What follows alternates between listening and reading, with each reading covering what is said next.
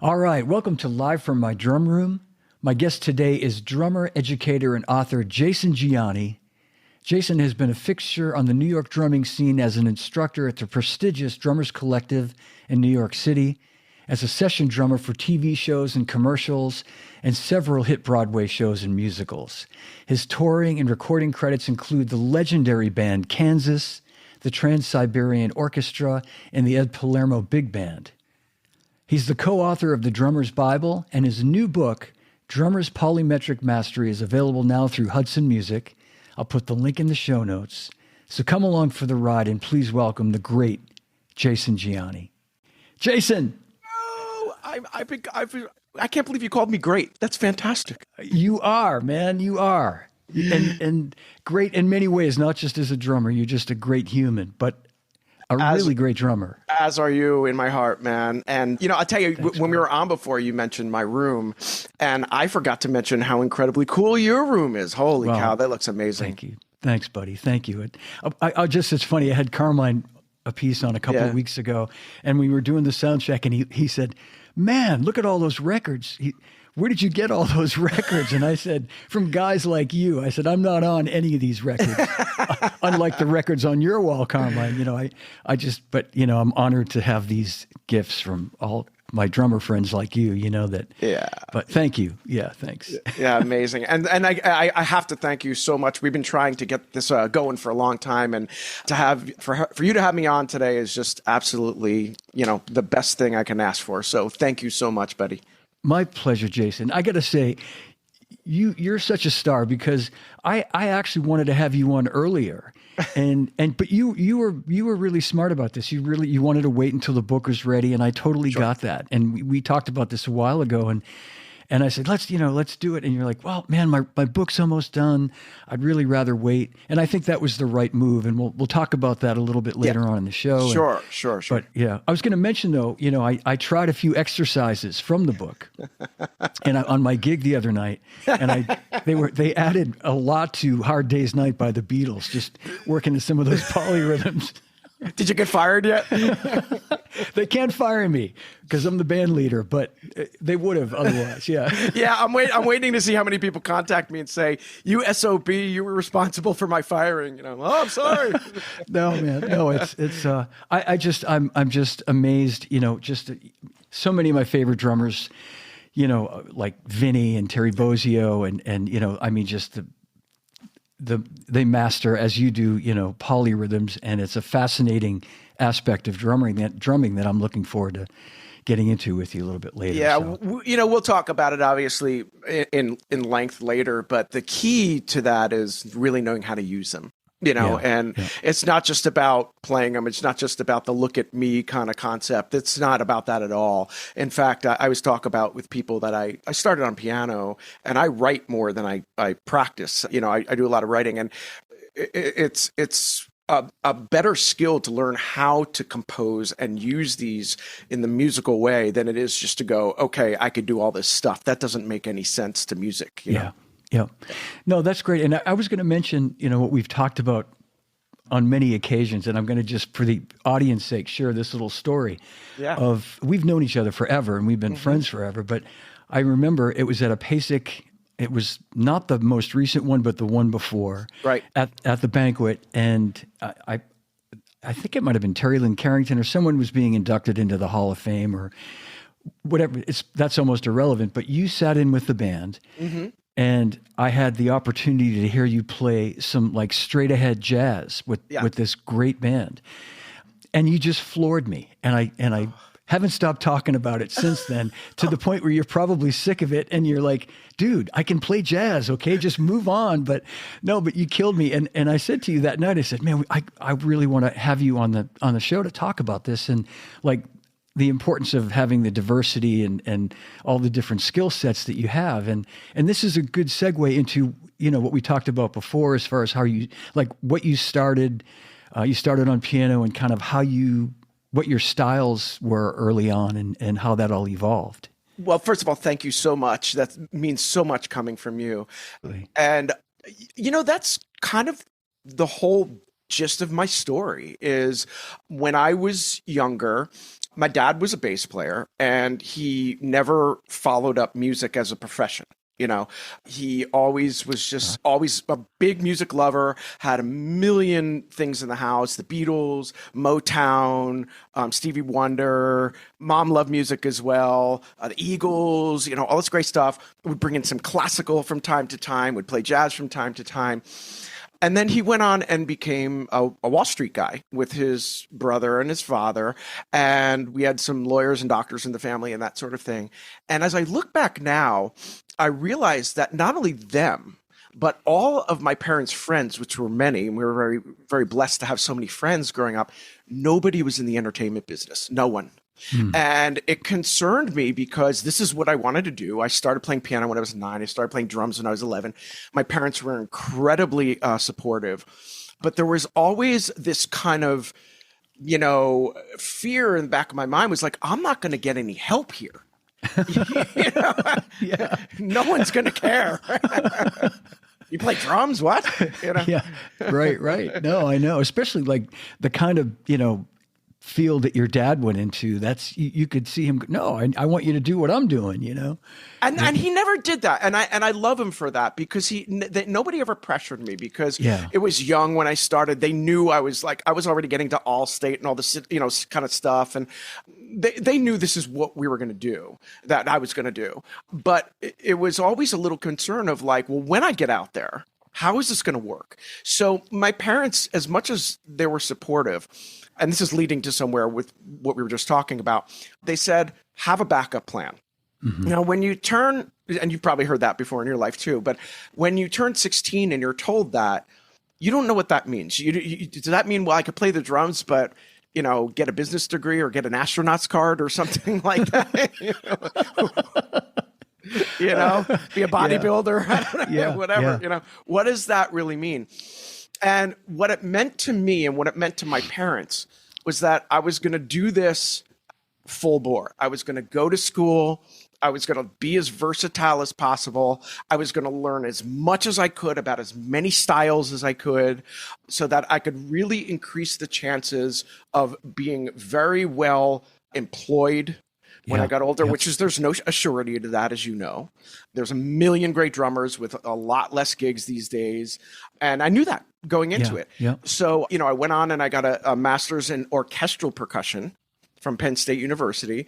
And I have a minor in jazz, and I studied jazz my whole life. And I fell in love with Afro-Cuban music. And I studied at the Collective in 92 before I started teaching there. And that's where I met Bobby Sanabria and Horacio and a lot of these guys and started studying a lot of Latin. And you know, between classical and jazz and Latin and rock and all the things I was interested in on the side, it was just this huge cornucopia of everything that I wanted to learn. And I did a lot of reading too, a lot of like, you know, research on stuff. So it's kind of led me to that being my story now, is being as versatile as you can. And by the way, not everybody believes in that. I don't push that on everyone. I push the idea of being versatile, but I don't necessarily say, hey, my great friend and previous student, Dave Elich, who you might know, always calls it the Swiss Army knife concept. Right? Yeah. And I understand where that's coming from. And not everybody's right with that. Not everybody could do that the right way. But I really kind of had made a living and kind of committed my life to studying in that fashion, basically. Yeah. Well, it's the smart move, I think. I mean, just to me, I mean, it makes perfect sense that you want to be as, you know, a lot of guys don't have, I shouldn't say the luxury, but the ability to be as well-rounded as you are, frankly. I mean, I'm certainly not, I'm one speed, buddy, and that's it, you know. just, you know, give me a pair of sticks, 2 and 4, but no, I was going to make a joke when you're talking about your dad, the talk at age 16. You know, I'm older than you, but I had a similar talk. I remember my dad saying to me, you know, about that same age, you know, like, yeah, I know this is what you want to do, but have you thought about something else? Like, have you thought about trying to do something else? And I was going to make a joke and say, in 1976, I said, yeah, Dad, I want to be a podcaster. If I can't be a drummer, I want to be a podcaster. But pod what? Live in a pod? What are you talking about? Exactly. But I got to tell you, Jason, at that time, it's funny to think that was 50 years ago, but I couldn't think of anything else I wanted to do. I was lucky to end up doing what I did for a long time. But anyway, this is about you. But I totally get what you're saying, and I think that's great advice that you give, that you impart to your students and to everybody, that you've got to, if they're interested in diversifying, as you say, Yeah, I think that's the key, is that interest needs to play its way into this. There was a time with students that let's say a group of students would ask about business advice or career advice, and I would sit down 10 people and say, all right, everybody take out your notebooks and I'm going to give you everything you're going to do. I don't really do that anymore. With everything with social media and the way that people have their own things in mind, it's much more of a one-on-one type of scenario now. And I push what I think is right, either based on their ability or their interests. And I push a little bit of the idea of versatility and saying, look, if you want to increase your chances of working, you need to do this a little bit. But it's not the route that I say everybody needs to do this and study this and read about, every era of jazz and read about, you don't have to do that. In fact, there are times I think about, what if I made a different career path? What if I said, I'm in love with Weckl. I'm going to go to school and be a jazz fusion guy for the rest of my life. What would that be like? I don't know. We don't know. Yeah, but we take a path on the road and we make the best of it. And that's what I've been trying to do for my whole career, basically, Yeah. And let's that's a great segue too. Let's talk about that. When did you start at the Collective? Because I feel like, going back many years, I would see you there and just, when I would see you at shows and stuff. How long have you been there? So I'll tell you a quick story before that, but I studied there in 92. Being from New Jersey, it was easy enough. And it was in between my sophomore and junior year of college. I studied there in 92. And as soon as I got there, I said, this is where I want to be. I want to teach here. I want to do everything they're doing. Studied with some of my favorite teachers, so on and so forth. Moved to San Francisco for about 10 years, which is where we met at Trulock Gertrude's clinic. Oh my God. Yeah. Yes. In like 97. 97. At Drum World in San Francisco. Very good. What a great shop that was. Yeah, that was a great place. I forgot that, Jason, but I don't want to interrupt you, but continue. Yeah. No, that's okay. And then I lived there for 10 years. And then as soon as I moved back to New York area in 2006. That's when I actually had kept in touch with the Collective through that time. I sent a bunch of students there, some private students. And then I got in touch with Tony Maggiolino, who, Tony, who's done administration work forever. And he looked at this book I brought him, my first book, A Drummer's Bible. Yeah. And he said, wow, you're really serious. You're really versatile. And he said, ironically, I know you like rock and stuff, and Sandy Gennaro is going out on tour with Pat Travers. How would you like to sub his class? And I said, I know how his class works. It's going to be perfect. And I talked to John Castellano. John said, yeah, I remember you. And we started I started with some private students in the middle of the summer of 2006. And then it was in September when the new semester started. That's when I started. But from there, it was like full time for 20 years until now. And, the school has changed a lot, but it's been like a full-time thing for me, whether I've been on the road or not. And it's been wonderful. That's great, man. Yeah. Wow. 20 years. Yeah. And great to hear those names too, Tony and John, not to mention Rob Wallace and Paul Siegel and all, everybody there. Yeah. Of course. Great memories, the Collective. Yeah, absolutely. But in that time though, and that's the great thing about being in New York and having that gig is you could do all these other gigs that you've done in the city, like Broadway shows and jingles and TV shows. And how did some of that work come about? I think that would be good for people to sort of get an idea of how, like the networking or how that you got your name in that and in the mix for that. Yeah, well, actually, the jingle stuff started in San Francisco, believe it or not, and that's where I did. I'm sure you're going to talk about this in a minute and play a song, but we'll talk about that. But when I came out of graduate school, I'd finished graduate school and college on the relatively early side because my birthday's early in the year, and I went straight through. So I had just turned 23 when I had all my schooling done, and I was done for the rest of my life. I was actually thinking of going on and doing a doctorate, but I was a little burnt out, and I said, I don't have a topic right now. I think I want to go and play. My wife had moved out to San Francisco to do her master's, and the first thing I wanted to do when I got out there was I wanted to do jingle work. It was always a dream of mine, and studying the versatility thing is I said, this would, and the reading and stuff, I would do great with this. And so I actually got in my car, and I always say this in interviews, youngies might not know what a phone book is, but I took the phone book in the car, and I opened it up next to me, and I visited every studio in the Bay Area. Man. And I went to them literally door to door with like press kits and tapes and said, do you need a drummer? This was like before I started getting in the scene. And one studio named Hank Smith Music, who turned into Music Orange, said, we need a guy like you. And I walked in. And this is actually a funny story. A lot of the studios I went to were guys like, I started going to studios where guys had a studio in their garage, and a guy would come out in like his pajamas and be like, what are you doing here? All right. Whoops. I thought you were a studio. You don't look much like an engineer. I don't know what you're doing, but And then, and it kind of went from different studio to different studio. And I found this one studio, Hank Smith, and they had an office and they had 2 live rooms. And I went, oh, this is the place that I want to be. And I got called a week later, and that's where it all spilled into jingle work. By the time I moved to New York, all this jingle work had really dried up. In 2006, everybody was doing it on their own. I had visited a bunch of studios. I brought all my live reel, and they're like, you would have been working round the clock 10 years ago, but look at our live room. And I'd go into a live room, and it was usually just like a storage room or something like that. Drum sets piled up, old boards piled up. It's like the treadmill that has all your clothes hanging on it. Yeah.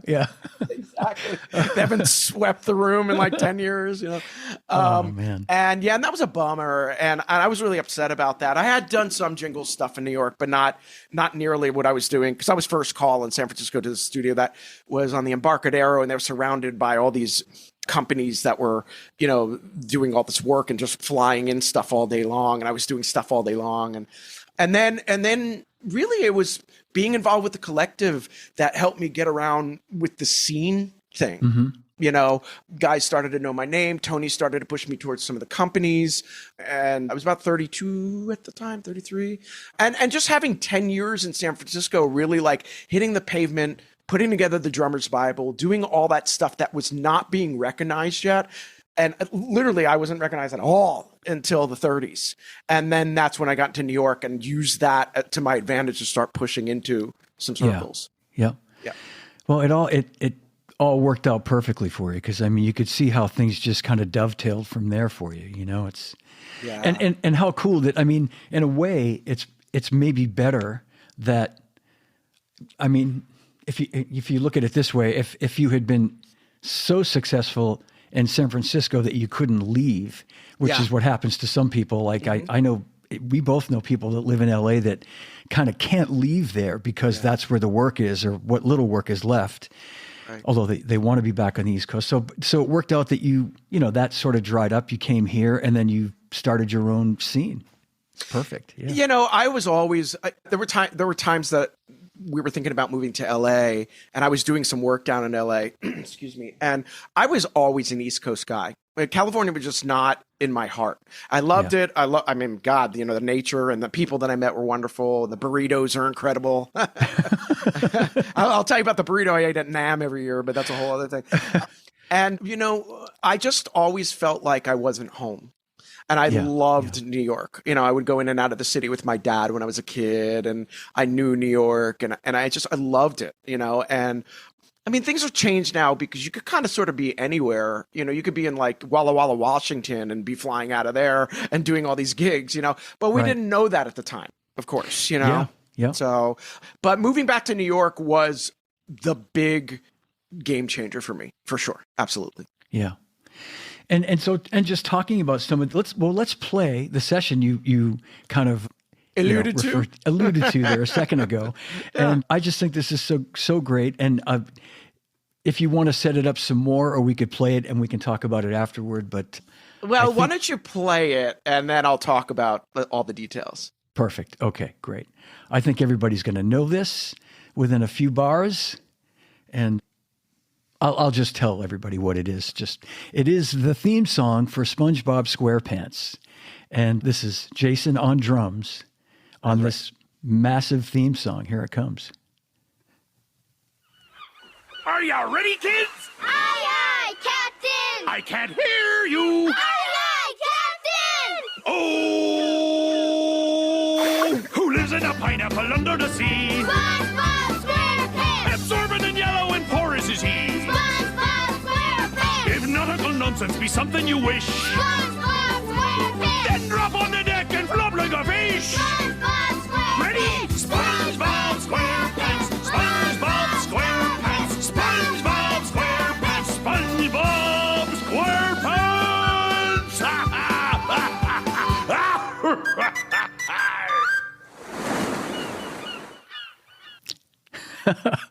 I can't. Great theme song. Fire the drummer, man. It's terrible. I can't tell you how many times I've heard that when my kids were little, Yeah. and wait, now they're in their 30s, but I'm going to tell them, hey, I had the drummer on my show to play. They'll be psyched. So, Awesome. yeah. So, long story with this, and I'll tell it as brief as I can. No, it's great. When I started getting sessions at Hank Smith Music, I was getting called for a variety of things. Anything from a Sprint commercial to an Isuzu commercial to this commercial, that commercial. I'm trying to think of the commercials I was doing at the time. And one of the things that was tricky for me, let's call it tricky, was that I was recording all this stuff that people were hearing and seeing, but they weren't seeing or hearing me. You know what I mean? I wasn't on a major record. I wasn't on a major tour. I didn't get that big gig early on, but I was doing all this television work. And I was thinking, what should I do regarding companies? You know, I'm playing all the time. I'm doing all these sessions. I'm ripping through sticks. You know, should I be contacting companies or not? And this was, of course, before the internet and the ease of doing it nowadays and that kind of thing. Yeah. And the thing I kept saying was, I don't have anything really to contact them with. Why? Because if I looked up John DeChristopher and said, John, I just did the Sprint commercial, you're going to be like, well, when am I ever going to see that? I can't plan on that. Right. So when they called me with SpongeBob, one of the things I said, I didn't know what it was. All I knew was that it was a pilot for Nickelodeon. And one of the things that stuck in my head was, oh, well, okay, 10 o'clock on Saturday mornings, I'm going to be able to start telling people I don't know how long it's going to last. I don't know who's going to see it, but I could tell people I'm going to be on for the first 6 weeks. It was a 6-week pilot at first. For the first 6 weeks of whatever we put, I think it was August or something, I can tell them, listen in at this time.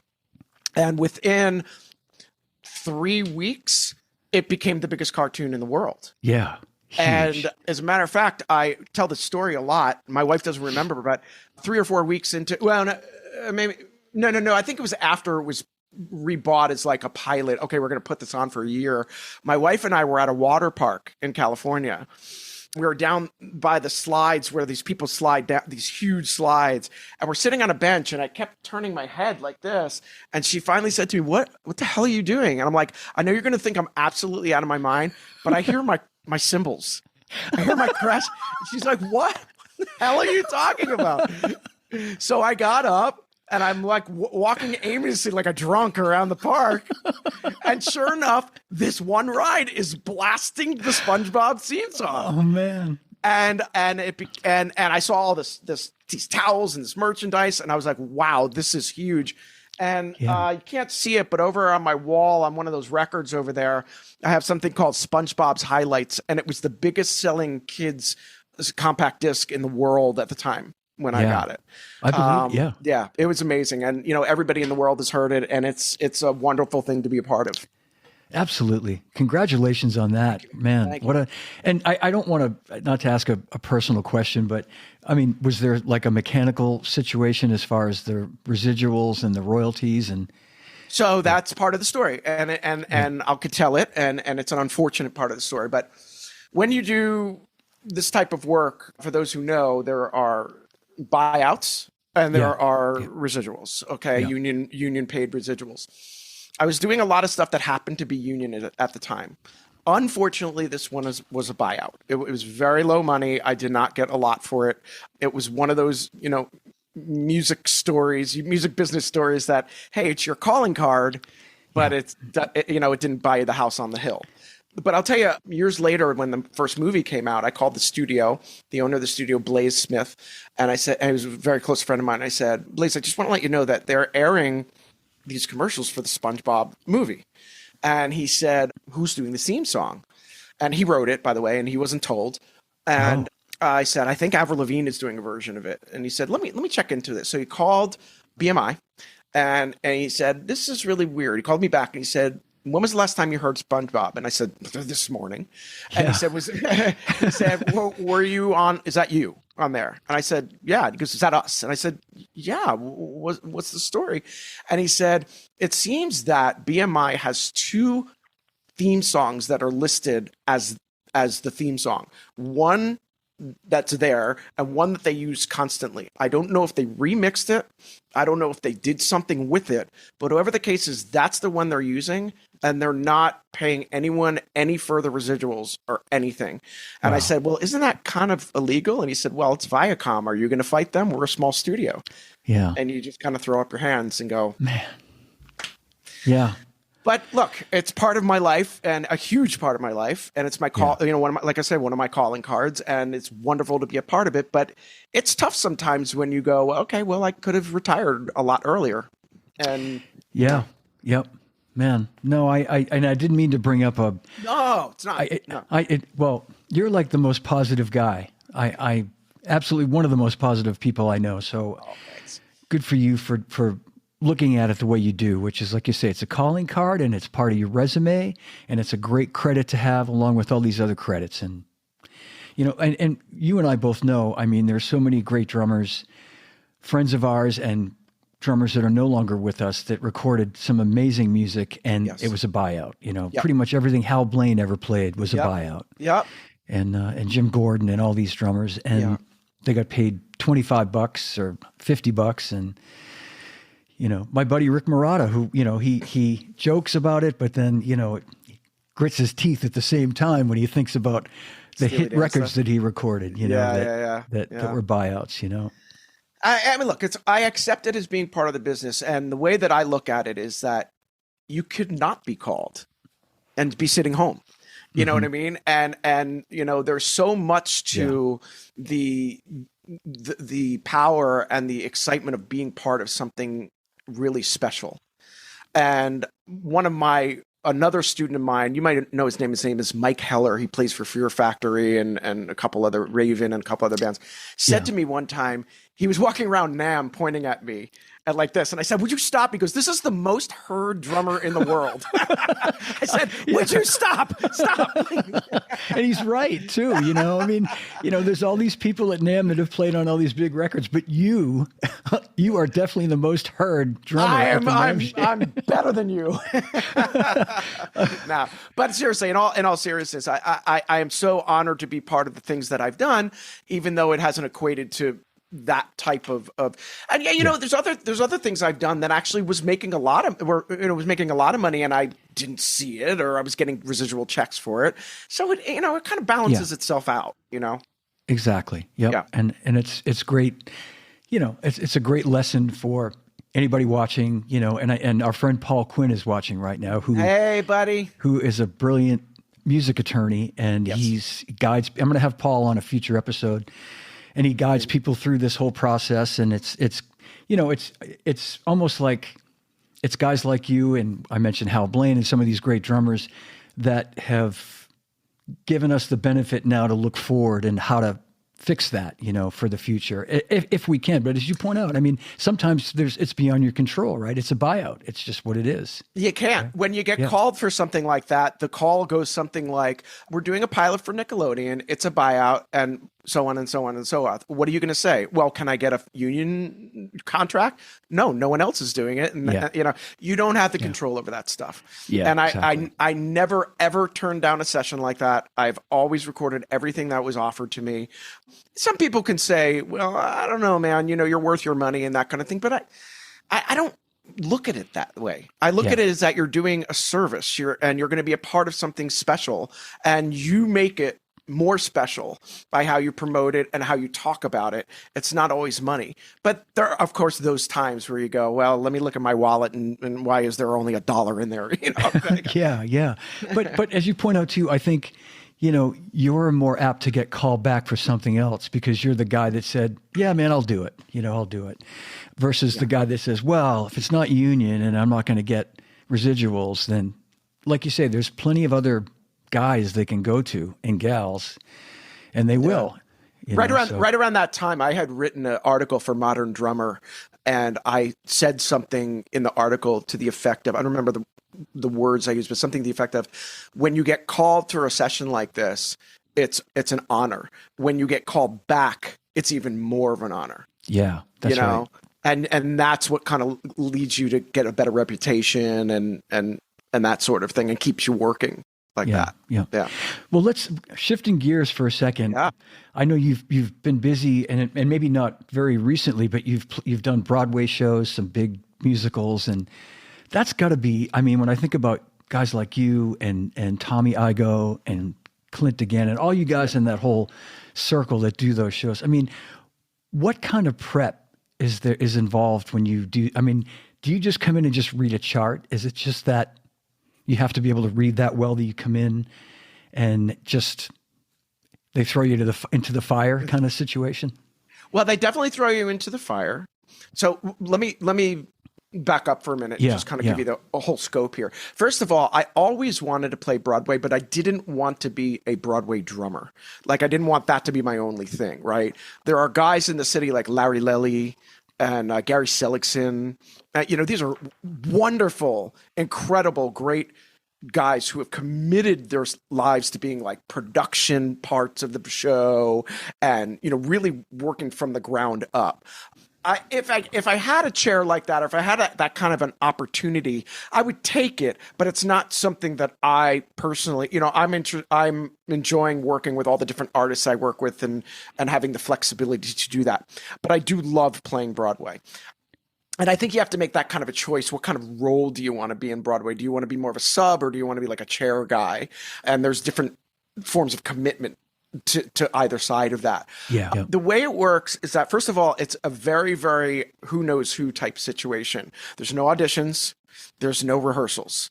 That's what I thought. Yeah. Yeah. And I'm currently working on Little Shop of Horrors right now, subbing for Dina Torriello, who's one of my closest friends, sweetest, most talented person.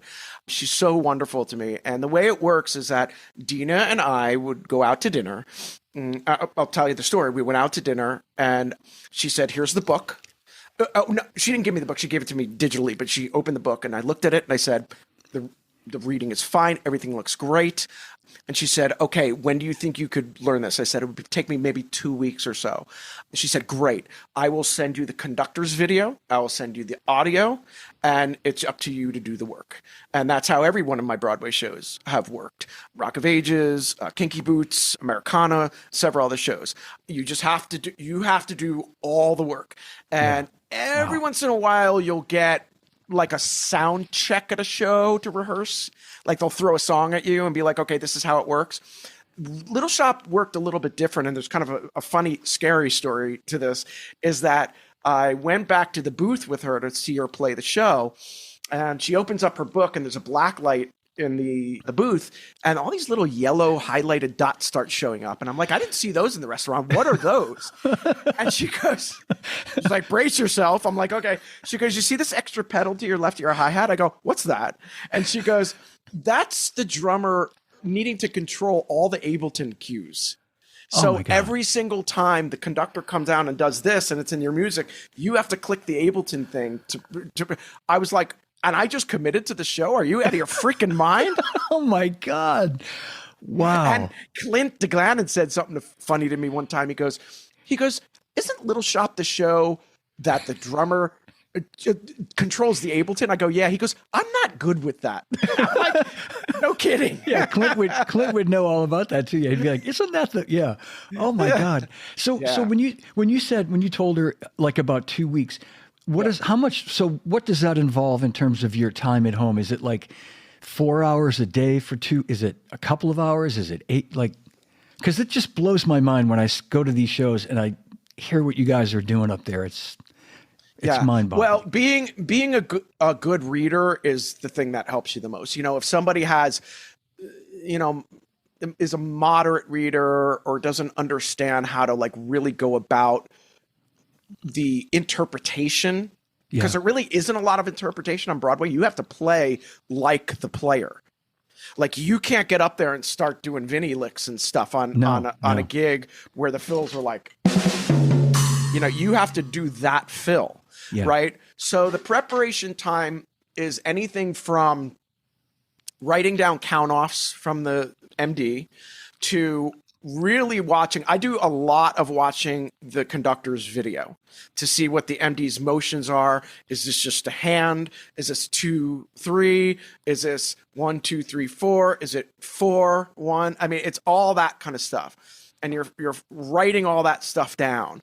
And then at the same time, you're writing down a lot of the fills and the changes that are in the music, because the music also is often written by somebody who does okay in writing drum parts, but then the drummer will take it on and say, okay, this is what I play here. Oh, this is a different bass drum pattern. Let me write that in. This is a fill. Let me write that in. And the idea is to play the show as if the drummer is not there. The drummer is there, excuse me. Yes. Yeah. Right? Yep. Yeah. So it takes me about 2 good listens through the whole show to write all my notes. Mm-hmm. And then it takes 4 or 5 rehearsals in my basement to really make sure. And then you're thrown into the fire at that point. Yeah, man. And when you're doing like Kinky Boots, for example, is the whole band together? Are you able to visually see everybody? Good question. Very good question. The answer to that is very much no. I thought so. Okay. In fact, and using Kicking Boots as an example, Sammy Marandino, who is the original drummer, great drummer, who played, wonderful, wonderful guy. Sammy, for those who don't know, played for Cyndi Lauper for many years. He was one of the guys that sort of helped produce and start the whole show, and his drum room was a hallway over and 4 stories up. And I'm like, Sammy, are you out of your freaking mind? And if you probably know Sammy, he's like 6'3". Yeah. And I'm 5'2.5". So I sit behind his drum and I'm like, what are you doing? And he goes, oh, by the way, you can only change the stool and the snare drum a little bit. I'm like, oh my God, dude. But it was pretty ridiculous, But yeah, you have to be really malleable on Broadway. You have to be able to play a very different setup, other people's equipment, other companies that you're not used to endorsing, other sounds. Yeah. Sometimes you're almost always on screen on monitor. I couldn't think of the word. Little Shop has 2 monitors, so you're looking over here when you're playing off the hi-hat. You're looking over here when you're playing off the ride. The Ableton is above you. There's a lot to look at. You're doing this the whole show, always. And everybody's hearing a click track, right? I mean, it's all done to a click. Yeah. I'm controlling that, yes. And you're controlling. So if you ever miss the pedal or double click it, guess who screwed up? I over here. Man, I mean, not to put you on the spot, has that ever happened? Have you ever had a mess up like that? Yeah. Oh, yeah. Well, what you have to do is you have to learn what's called safeties. And what safeties are is on the SPD next to you, there's 2 safety points. So as you're reading the music, if you miss a click or if by the way, a lot of it's just operator error. I mean, you double click the pedal, you miss the pedal, your jeans get caught in something, That's usually what happens. Yeah, that? and I was going to say, in and amongst all the things you're playing during the show, to have to work that in, I could totally see that happening at You know what some it is? point. You know, it's like, honestly, it's like a dance routine. It's you're playing and you're going over here, and you know, when I go over here, my left foot's going to go this way to the pedal, and then you come back and you play, and then you go, oh, here comes another cue. This time I'm just playing a groove, and I go to the pedal. You just know, you memorize it where it comes up, right? Yeah. But there's no telling when that's going to be a mistake. When you know, so these safety bars on the SPD are where you smack them. When here comes measure 21, that's safety 1. Boom, you hit it, and the click restarts at that point. I gotcha. Okay. Yeah. So you got to know that too. Yeah, man. A lot.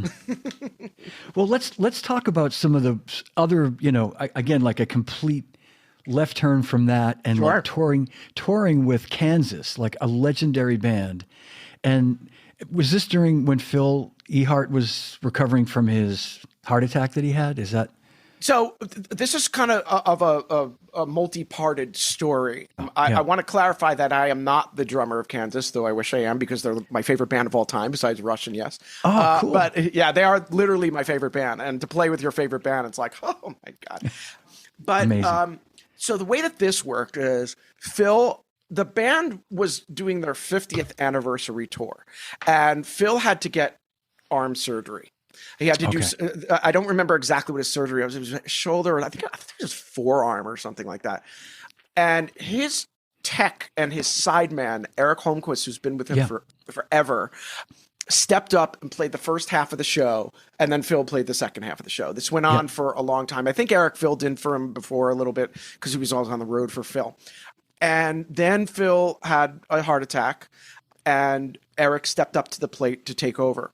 At that point, the band decided, because there were very little original members left, the band decided that everyone, no matter what age, should have a sub. Everyone across the board. And just at the time that this happened with Phil, or a little bit before, my violinist from the original band Stratosphere's Joe Denizen became the violinist of Kansas. Okay. He stepped up and became the new violinist. And he said to Eric, you should really check out my drummer, Jason. I mean, he is a Kansas fanatic. And Eric said, I know who Jason is. Let me, give him a call. And that's how it happened. So Eric had got caught he lives in Florida, and last year got caught in that storm that dropped snow in Florida. Yeah. And couldn't get out of his house. And, so basically what you have to do is you have to keep the set fresh. Yeah. Keep rehearsing it. And when you get called, you're thrown into the fire again. Yeah. Wow. So how many shows did you do? During that time, I can't remember if it was 1 or 2. Did I do a part? And complete shows. Complete shows. Yeah. Man. Yeah. And you being the fan that you are, you knew the tunes. I'm sure you probably didn't have to write anything out. I'm guessing you. Different. Different arrangements. Yeah, they're different. They're not so much different arrangements, but Phil, being the amazing interpreter and creator that he is of drum parts, over the years has changed a lot of stuff. I see. So actually what I had to do was work twice as hard, because I had to take the original versions out of my head and relearn them. Yes. Yeah. And that's tricky. That is really, really hard, because you have to kind of stop short. There's still there's songs they're putting in their set now that I haven't played live with them, that I've been rehearsing, and I play it and I go, oh, that was the studio version. Yeah. I could totally see that. Yeah. No, you're right. When you get like the original version is like embedded in your brain. Like I can hear Carry On Wayward Son on the radio, and I can air drum while I'm driving the car. Right. And I'm not nearly as big. I love the band and I love Phil, but like you say, like you just, that's like embedded in your head, you know where those kicks are coming. But if they change the arrangement, I'd be playing the wrong thing. I'd be fired. It's hard. It's really hard. And, they're an incredibly progressive band. It's the stuff on the radio you hear that's not as progressive as you normally would hear. So all the stuff, you're in 916, and you're like, oh, well, Phil does something different on that. It's not just doom, bop, boom, bop. You know what I mean? So it's a lot. I think Phil is self-taught too, right? I think he He was on my show a couple of years ago, and I didn't even know that until we were talking about it. But I thought he was this, like this really schooled, studied guy. But it's just all up there, He's one of the best part creators I've ever heard behind the drums. His style is so amazing. He has this style where a lot of times he comes down on the crash and the snare on the one, which is so different than what you would normally think.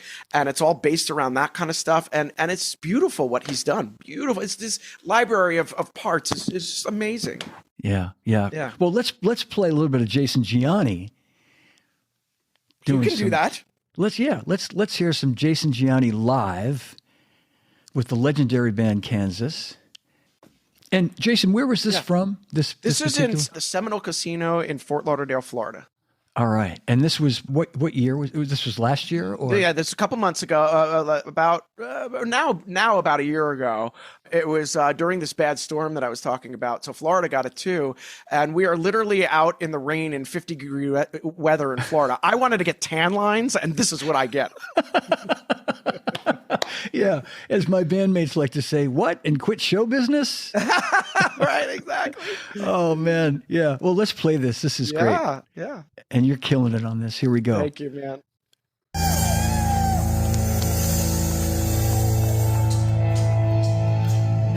Carry on my wayward son.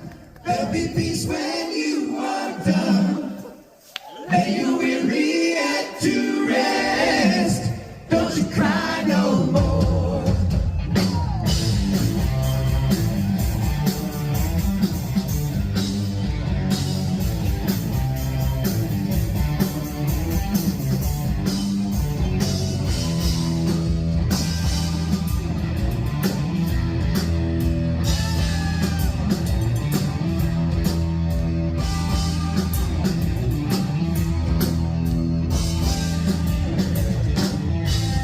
Sounds so good. Yeah. Thanks, man.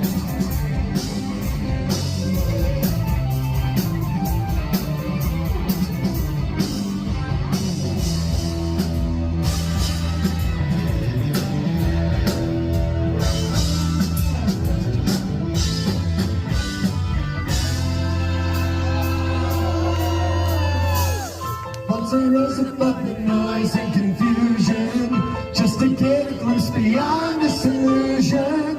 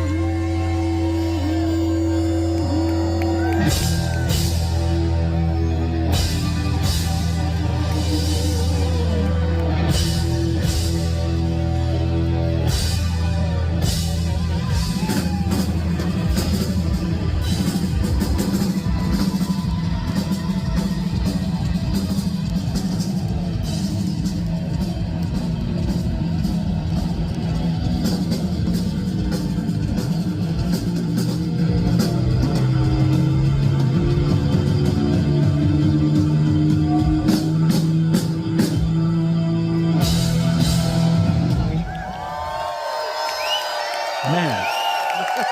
Thank you. Wow, man. Yeah, I watched it the other day and I said, yeah, we can't end this before it's over. We got to get the finale in there. Thanks for Jason, playing the whole thing. oh brother, are you kidding me? That was so killing. And so was that Phil's kit you were playing? Was it? So I think that's Eric's new kit. Eric's. It's I don't know how it worked out. Like if it was like Yamaha, we're all Yamaha endorsers. So I don't know. Yeah. I don't know if like Yamaha like built it for the organization or for Eric himself. Like I'm not really sure how they did it, but it's ironically it's the same setup, you know, that I use here, you know, like 3 up, 2 down. And it was funny. I kept looking off. I don't know if you saw in the video. I kept looking off to the right because there were rumors all night that they might pull the show because of this weather. Yeah. And I was watching the crew on the right. They were like covering up stuff and the show was ending. I'm like, I don't know what we're going to do. I don't know if they're going to usher us off stage really fast. Like I had no idea what was going on. But you were ready for anything, but man, anything. You absolutely killed it. It was just like Thank you. Played it like you'd been playing it your whole life, which probably most of your life you have. So, well, I played my high school band the video, and they're like, "Yeah, well, I remember doing that in ninth grade." It's like, "Yep," just like in our basement again. Yeah, and with the cymbals, were those? They weren't Pisces, right? Were they Zildjians? They were Sabians. I had to use it. Yeah, I just had to use that. Actually, I got called so fast for this gig that I almost didn't even have time to like bring sticks. It was just like, just get down here, one of those things. And and here's another story. And this is not to pat myself on the back or anything like that, but the entire show, before the entire show, I didn't play the drums once, except for 5 minutes at a sound check. We rehearsed the night before and I was on a pad kit. So I wasn't able to play with the legendary Kansas on a drum set until we played the show. Yeah. Yeah. That's pressure, man. That stuff like that would get in my head, like but good for you. I wig out when I don't play for a certain amount of time that I'm going to forget stuff or whatever, but that's why I own stock in Depends diapers. Smart man. Well, let's as we're winding things along here, let's talk about this book. Let's talk about the exciting new release. And I'm going to bring it up here again. It's out now, available through Hudson Music, and we are going to give away a couple of digital copies today. Yeah. Probably after the show, we'll figure it out. But you can buy this through Hudson.com, and as I said, I'll put the link in the show notes. But this is your latest book, and this is how long was this in the making? Because I know we talked about this a while back. It's been in the well, okay. So the story is that the program that I was teaching at the Collective for the last 15 to 20 years was a polyrhythm/polymeter elective program every semester. And I have been teaching my systems of way of doing it, because this is a very systematic type of approach of how people go about it. There's not one way to do this stuff, So I've been teaching my systems for many, many years, even well before the Collective. I brought it into the Collective. I started teaching it as a regular class, so on and so forth. So technically, this has been around for many, many, many, many, many years. But my idea was that I was really fortunate during the time that I taught at the Collective, because the Collective was really doing well for a long time. And a lot of students were coming from around the world to study this material with me. And I was very honored for that. And I didn't want to make a book at that time. I wanted them to come to the school and study it with me. I didn't want a book just out there. Okay. So already I was pushing forward the time that I was going to create this book. When the pandemic hit, and the Collective started to change, and the Collective got bought out by this Japanese company, I saw a very big change in the program. I said, I think now is the time to start working on this. I want to finally get a book out, because over the years, I mean, it's so nice of everybody, but there were like 1 million people that said, "Why don't you have a book on this?" know? Yeah. And I'm like, I don't know, I didn't want people to rip off my system. I mean, it was a whole thing, you know what I mean? Yeah, I get it. And I said, now it's time, So it was like 3.5 years, at least. And the Drummer's Bible was the same way, about 3.5 years. But there's a reason for that, because I spend the first 6 months at least, or to a year, to doing research on not only putting out stuff that is legitimate and authentic and correct, but also putting out, really working a lot on the layout to say, look, while I'm asleep and somebody in Poland is learning this, are they learning it the right way? Are they able to teach themselves? So the book is so it took me a while to really kind of, I'll show you in a minute how the book works, but to coordinate the sequential steps to making this make sense. And that was one of the things that took a long time. The material itself was done. I had already done it at the school. It just wasn't in finale. It wasn't, all that kind of stuff. And I had the great Terry Branham help me with the layout, but I created the whole book. It wasn't with help from anyone except Terry. And, it was already done already. It was a matter of the layout and making sure it made sense. That was the key. I gotcha. Yep. Yeah.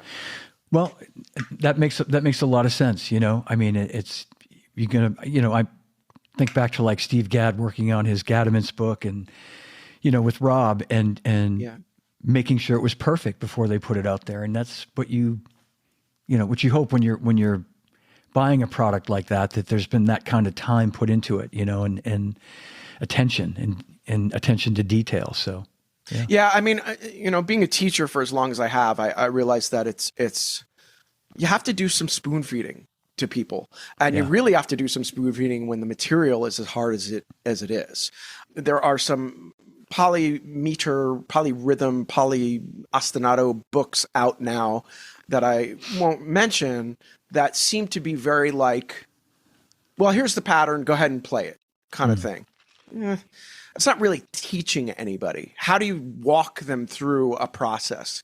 And that was the real key to this book. In fact, I didn't even get through, I said it in the beginning of the book, I didn't even get through I'm only halfway through my material. This is all stuff in 4/4, hasn't even, gotten into like different surfaces or odd meter stuff. It's just the process of how to start this stuff. And it gets really hard in this book, but it gets much harder after that. But it's the process to help people, because I want them to learn. I don't want it to just be, hey, this is a cool kind of like, that kind of thing. Look at me, that sort of thing. Yeah. Well, maybe take us through an exercise or two. Yeah. As I said, I used a couple of these the other night in my gig, and it gave new life to the Beatles music playing. Yeah, I'm so happy to be responsible for the fact that you don't have a gig anymore. Oh my God. Okay, so let me share the screen here and show everybody how it works. Hi, everybody. Thank you for tuning in and checking out the book. So the book is broken up into 3 different parts. Part 1 is basic 8th note beats, grooves. Part 2 is something called the change of rate. And then, part 2 is a 16th note. And then part 3 is a change of rate, like triplets and quintuplets and septuplets and things that get real difficult. In each section, there are 3 separate ways of getting your work to improve and getting yourself to improve your independence. It's a very heavy independence book, obviously. Okay. Mm-hmm. Each section has this one area where it starts out with basic grooves like this. Okay. So if you look at something like this, PDFs don't let you highlight very well, but here's a basic groove. And if you look on top, what you see is the ostinato. And the idea of this is that you can take a pencil. This is also kind of a workbook where you can take this pencil and pencil in these bass drum patterns into the ostinato. Okay. To put it all together. If you're a good enough reader, you might be able to stick this in your mind and simultaneously play this and how it would work. Now, this is showing a polymeter, not a polyrhythm. Everybody get that right. Polymeter meaning over the top, creating an over the bar phrase of 3/8 over the top of 4/4. Okay. All right. So the ostinato itself, your standard feel is like that. Can you hear that, by the way? Everything's audible? Yep. Great. I was going to ask you to demonstrate. Perfect. Yeah. So the polymeter.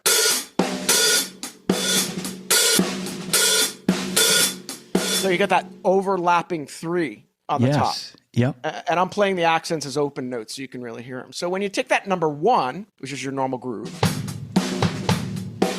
All right, and you overlap the 3.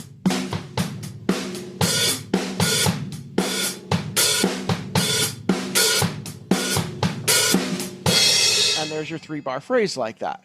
Okay, see how that works? Yeah. All right, so this would be the beginning stages of help. This is the first stage of the book, the easiest one of being like an 8th note pulse with 3 in the top. And then that would be sort of like the first part of it. The second part would be getting into some busier bass drum melody. Now, what I modeled this after is the idea of how you would play in the syncopation book. Okay, so everybody looks at page 38 in syncopation, bop, bop, ba-da, bop, bop, bop. They remember that. Well, you can't use that, so I wrote my own melodies. And your own melodies will come down there. Okay, so this page, each initial page going into the next exercise shows the process. Here's your ostinato that I just played. Here are the first 3 bars of the melody you're about to see. And here's how it looks like combined, put all together. All right. Yeah. For people who can't read as well, they might need to see it all combined. And when they put it together, they see how it all works. This is called a moving melody. Why? Because the melody is changing every bar, as you can see. All right. So this bar, by the way, these combination full phrases throughout the book have videos next to them. You'll see them online. And most people could get enough from this book by just playing the combination full phrases, because I'm showing them how to put it all together. If you want to get really independent, you move down and you play the whole exercise, where the ostinato is by himself, and then you're reading the entire thing on the foot. Does that make sense? Yeah, yeah. No, you've gone into great lengths and detail to really offer every possibility, every sort of scenario, every variation, I should say. Yeah. Yeah, and then the next section would be the same idea, but with like a Gary Chester new breed dotted 8th note 16th kind of thing. So like this would sound something like this. Like if you look at the first line, you'd get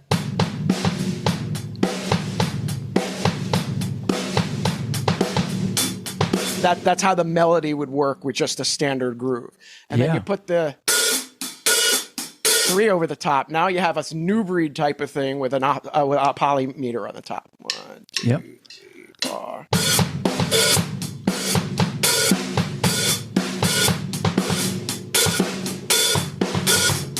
And so on and so forth. Okay. See how that works? Yeah.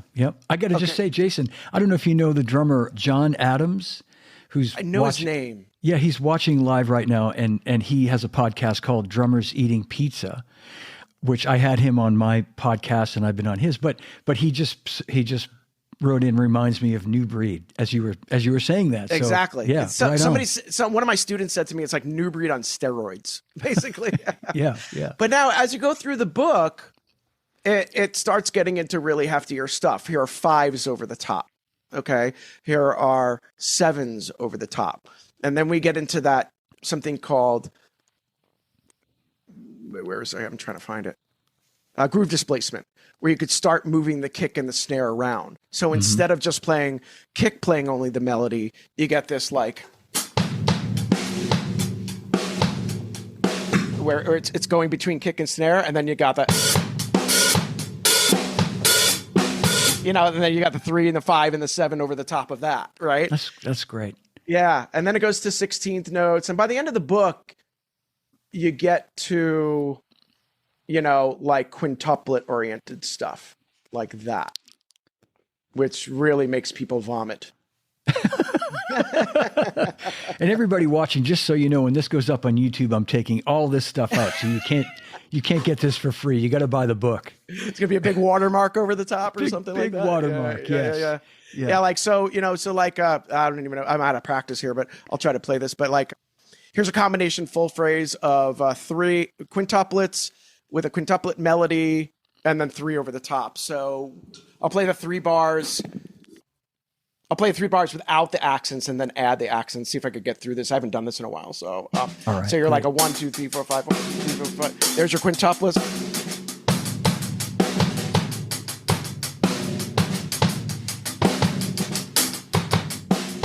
I'm sorry.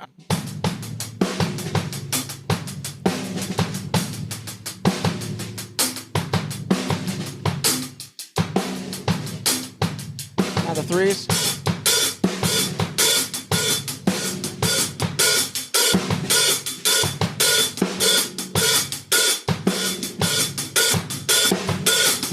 Something like that, and Yeah. it's just, crazy independent stuff like that. So, yeah.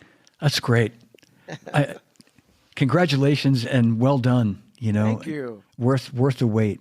And I'm so happy to have you here today that we could talk about this finally. And as I say, the book's available now through Hudson. I'll put the links in the show notes, and after the show, we'll give a couple of copies away, digital copies. That would be great. Yeah, maybe John Adams wants one since he identified the new breed. I think he's a strong contender, John Adams.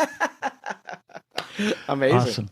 Awesome. Well, anything before we wrap it up? Is there anything you want to share that you're working on at the moment, like that we can keep an eye out for? Yeah, I mean, I'm always kind of like, I'm playing with a variety of different artists right now. I'm at a point where the majority of my gigs are a lot of fly out gigs. I'm not always the primary drummer of that, but I get to share the gigs with other people. So like I just was on the road with the Rock of Ages band, Broadway's Rock of Ages band. So what happened was Broadway, when Rock of Ages was on Broadway, they had all these guys. Joel Hoekstra plays with Whitesnake, and Winston Roy plays with Soul Asylum, and that kind of thing. And it's a big band, and they go on the road and they tour and they do these shows. And it's just a glorified cover band. But everybody who's seen the show loves to come out because they're like, oh, we saw that on Broadway. We'd like to see the band. The great John Weber from New York City is the regular drummer. He's a wonderful friend of mine, great player. And he plays with a couple people, so I have to sit in for him from time to time. And it's wonderful. So I'm out on the road doing that. I play with Mark Wood, the original violinist of the Trans-Siberian Orchestra. We're always out doing stuff. We have a show called Mark Wood's Trans-Siberian Experience, where we bring TSO during the year rather than just the winter. Yes, you know what I mean? Yeah.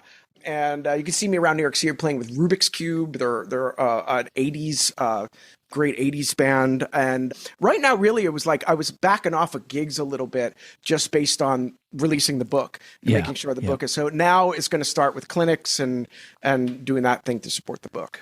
That's great, man. Yeah. Well, congratulations. And thank you. Yeah. Worth waiting for and worth all that extra effort, to get it right and get it out there. Yeah, I'm very happy. And man, first of all, to debut it on your show is amazing. So thank you. And man, I mean, we've known each other for so long, and it is so great that what you did for the drum industry is something that no one can compare to. I mean, you are the reason that A&R people are like the way they are, and NAMM is the way it is, although that's changing too. But so, I'm only sad that we never actually worked one-on-one with each other. But that being said, you've been such an icon to me for so long, and I really appreciate it, man. Thank you, Jason, man. Love you, brother. That's so kind. I'm speechless, and that it takes a lot to make me speechless. So thank you. I'm honored. And I just got to say, I forgot, you had reminded me a while back that we met at that Treelock Gertrude clinic in San Francisco in 1997, almost 30 years ago. And here we are, it's what I love about the drum community. It's when you're in for life. I had been going to NAMM since I was really young. My dad first took me when I was like 18. And then I started going regularly when I was about 20, 21. And me being me and trying to get ahead of the game, I would ask people, who are the people in the industry that I should really know? And they would always say, look, you need to start knowing the artist relations guys at these companies. You're not ready to get signed yet, but those are the people you want to keep in touch with. And obviously your name was the first to come up, and somebody pointed you out, and I said, okay, I got to know Johnny. And that was, 91, 92, 93. And then fast forward to 97, when you were at Drum World, I'm like, we never really officially met, but I'm a stupid short turd that is trying to get ahead in the music business. And a Treelock's running around the store going, Johnny D, where are you? Exactly. I won't take a lot of time right now, but I was thinking about that tour. We were like on the road for like a couple of weeks, and that was back at a time when we carried with us his entire setup. Yes. Like The whole I don't know if you, electric thing. Yeah, I remember it. all It was the like stuff. it was like a board, like a wooden board, and they were like built into the board or something like and that. a big trap case full of everything. And I would at each airport, we were traveling, by commercial airline, and I'd slip the baggage like the sky cap guy, like a 20 or 25 or a 30, like depending on the situation. And because, to have that stuff, if I went in and we checked it as bags, it'd be hundreds of dollars. And, but you just slip the guy back in the day when you could slip the guy some cash and he'd go, well, I'm not supposed to do this, but okay, I'll put it on there for you. And we, I just think about and we had so much fun. He's such a trip, Treelock. I'm glad you told me that because I actually didn't know if you were like legitimately on tour. I mean, I knew you lived back here, but I didn't know if you were legitimately like on tour with him or you like flew out for a show or two. But knowing that you were on tour, that's a lot of work to do, man. Yeah. Yeah. And by a few shows in, I was able to pretty much set up his rig for him. And he didn't expect that, but I was like, yeah, I'll do it. You chill out. We just got in, we'd fly in and, you know how that goes. You've done a million clinics and you're exhausted from the night before and you got no time. And, you're just hoping to have like an hour at the hotel before where you can just sit down for a minute. But yeah, it's a young man's game. I couldn't do that now. Either could I. I'm not playing that setup. Are you kidding me? That's the best part of my gigs now is the fly out days. They're like, here's all your stuff. I'm like, oh, great. Awesome. That's great. Yeah, absolutely. That's the way to do it. Well, my friend, I'm sure I'm going to see you at PASIC, but maybe I'll even see you before then. So yes, I hope so. Yeah. All right. But if not, I'll see you at PASIC and I'm going to give you a giant hug as we always do. We will definitely hug. There's a chance I'm coming up to Berkeley and teaching a class up there soon. We're doing a clinic. So if I do, I will let you know and we'll hook up. Please. Yeah, please do. All right. Jason. Thank you for everything. Thank you. Thank you for everything. Thanks for being here. A big hand for Jason Gianni, everybody. Buy his book through Hudson Music. You'll get all the info. There it is. It's awesome. You just got a sneak preview right here. And a big hand for Jason Gianni. Thanks, Johnny. I'll see you soon, Jason. buddy. See you soon. Hang tight for 1 second. We'll end the stream and we'll say goodbye. Thanks. Great. All right, that's my show. If you enjoyed it, give it a like, leave me a comment, and please subscribe to my YouTube channel. You can also download the episodes on all podcast platforms. And please visit my website, livefrommydrumroom.com, for upcoming shows and information on purchasing Live From My Drum Room t-shirts and hoodies. 100% of the proceeds go toward a scholarship I've created with the Percussive Arts Society. The link is also in the show notes. And you can contact me through my website or at livefrommydrumroom@gmail.com. And remember, no drummers are harmed on any show. And drummers, when in doubt, leave it out. Thanks for watching. Thanks for listening. And I'll see you again real soon.